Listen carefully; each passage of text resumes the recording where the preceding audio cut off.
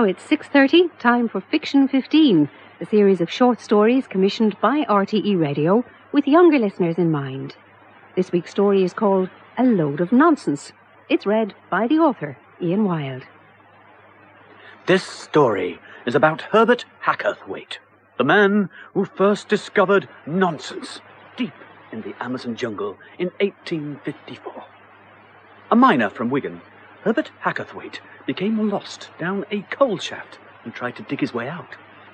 Having little sense of direction, or indeed little sense of any kind, he dug a very long tunnel under the Atlantic and surfaced in Brazil.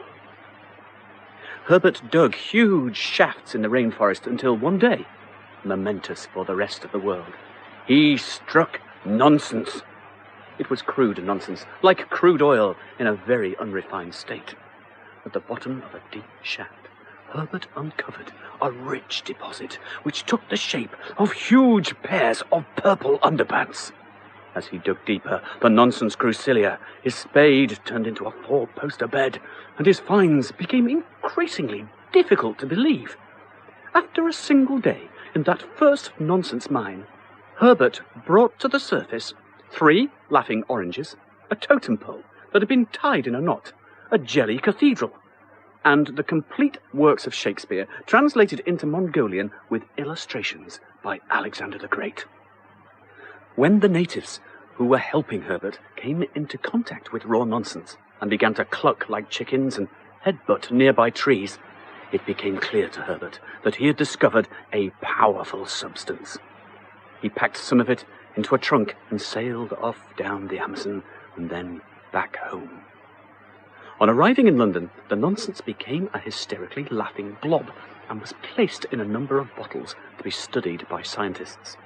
Soon, Herbert's nonsense was in great demand, principally from politicians, but also from teachers, religious leaders, and writers of children's stories.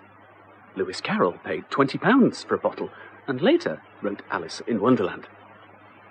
Some of the original bottled nonsense that Hackerthwaite brought back with him from that first Amazonian mine can still be seen in the British Museum and in private collections.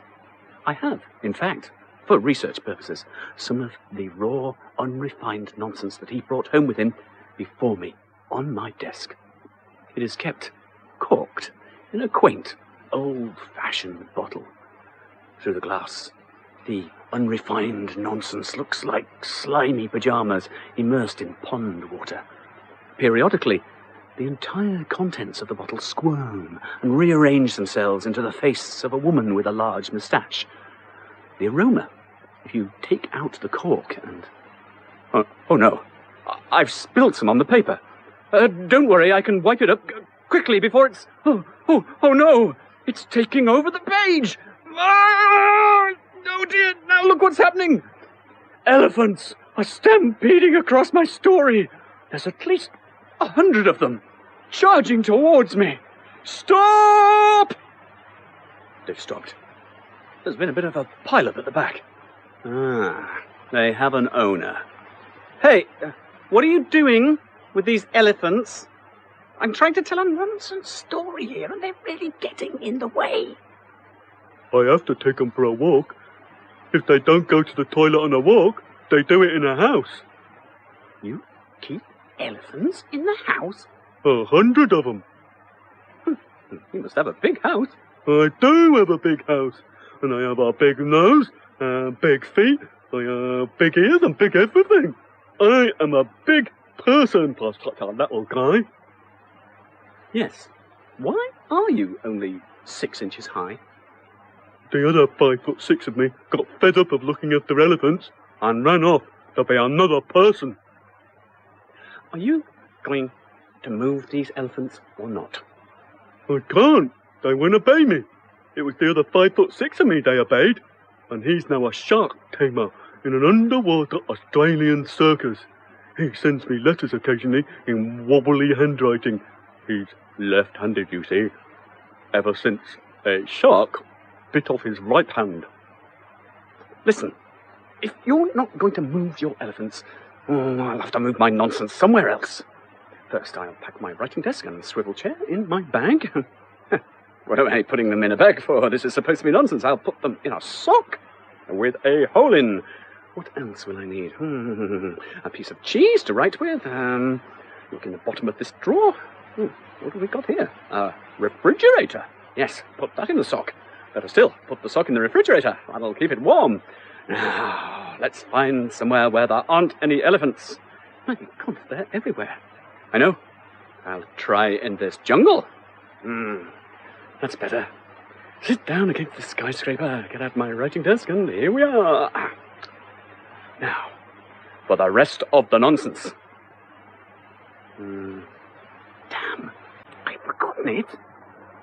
I'll have to remember something else and see if that'll do. Let's see. I know.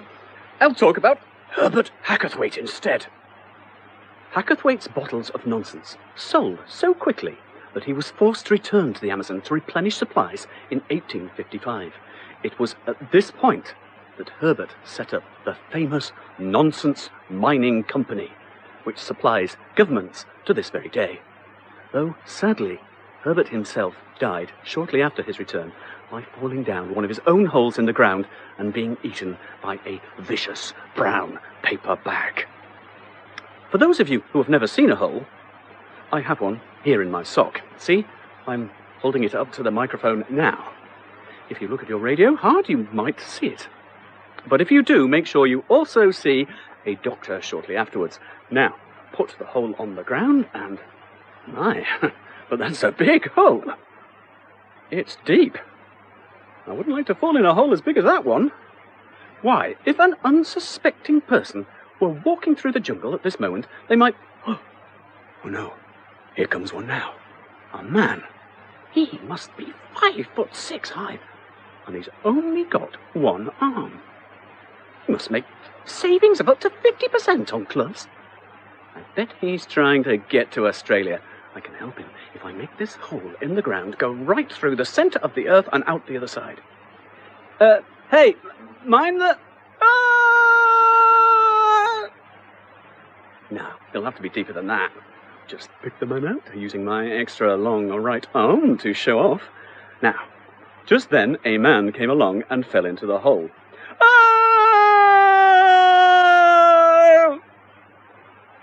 Was that deep enough? Will you get me out of here? I'm trying to walk to Australia. If I make it a bit deeper, you won't have to walk. You can just fall. All right, but hurry up. I'm late for the underwater circus. Shark taming? Yeah.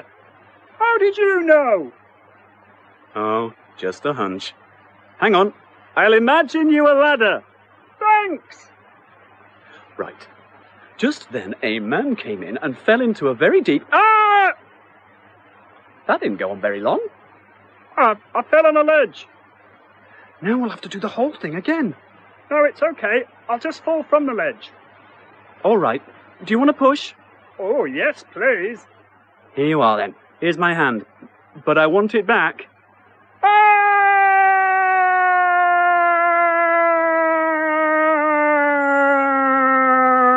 Hurry up, I'm getting a sore throat. Oh! Is that Australia down there? I don't know. It's dark. Maybe it's night time. I'll write you a torch. Oh, my God! What is it? There's a giant pair of purple underpants down here. Help! A giant pair of purple underpants? Why, they must be related to the ones that Herbert Hackathwaite found in his first nonsense mine.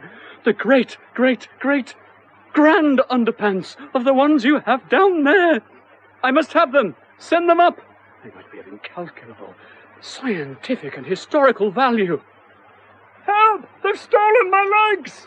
Now the nonsense is really hotting up. A large pair of purple underpants is running up the side of the hole. Oh, the undies have leapt out. They're running off into the forest.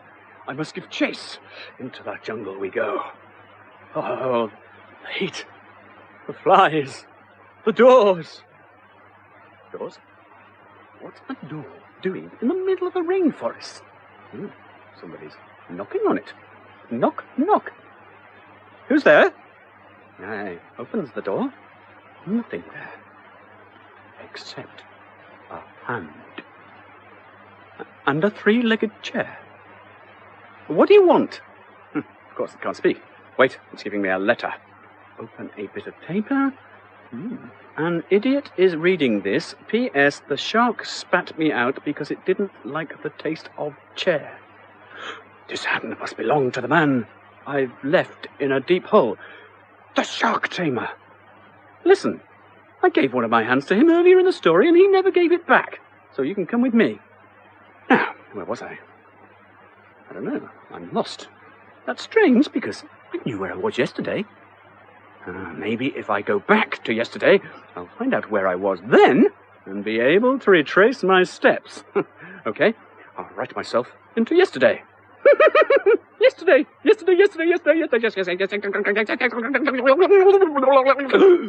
Oh no, I've gone too far. I think I may even have gone back to the years before I was born. Now I'm in a jungle, sometime before I exist. When? What's this? A calendar. Full of holes. Oh, no, it's a colander. That's no good.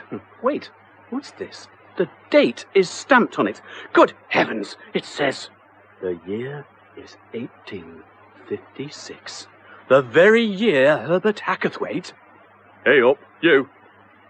Who? Me? Yeah, you. One who's writing something with that piece of cheese. That's my colander you're holding. Your colander? That's right. I use it for straining nonsense through, to get all the grit and gravel out of it. You're Herbert Hackathwaite, aren't you? That's right. I'm me. The Herbert Hackathwaite, discoverer of nonsense. In my story. Oh, I'm so proud. Can I have your autograph? Why, of course. Hand me over that piece of cheese. Do you mind if I sign someone else's name? Oh, not at all. I don't really collect autographs anyway. Oh, wait till I tell my mum about this. Why, does she know me? No, you signed her name. Look, Fred. Fred Umbrella Humperdinck Wild. Well, let's get back to my mining. Yeah, yes, of course. Mine that hole. What? Oh!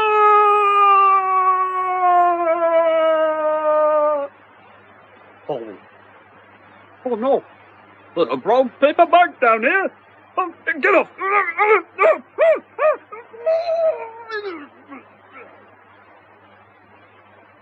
And that was Ian Wilde reading his story, A Load of Nonsense. Fiction 15 is produced in Cork by Aidan Stanley.